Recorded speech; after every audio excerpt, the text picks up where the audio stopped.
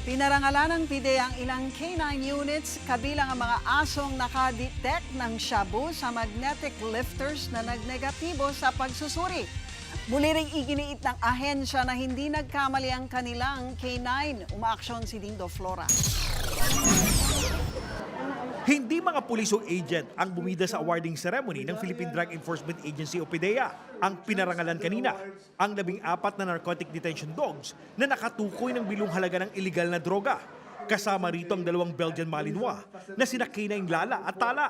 Sila ang nakadetect sa mahigit 300 kilo ng shabu na nakatago sa 2 magnetic lifter sa Manila International Container Port noong August 7. Pinarangalan din si Odel, ang kontrobersyal na K9 na kumumpirmang may shabu ang 4 na magnetic lifters na nakita sa Cavite na lumusot sa customs. Yan ay kahit pa nagnegatibo ito sa swab testing ng PNP at PIDEA. At maging si Pangulong Duterte, sinabing espekulasyon lang ang droga sa mga lifter. Wala akong tampo kay Presidente. Tinanong ko na rin sa kanya, Sir, galit ba kayo sa akin? Sabi, hindi. Nanindigan din si PIDEA Director General Aaron Aquino na hindi maaaring magkamali ang K9 na si Odel.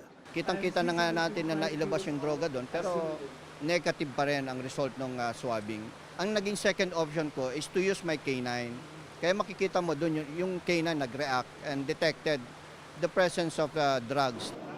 Kasabay nito, sasabak na sa training ang 100 bagong biling K9 units ng PIDEA. Kasama nilang magsasanay ang mga tauhan ng PIDEA. Tatagal ang K9 Basic Handlers Course ng 6 na buwan.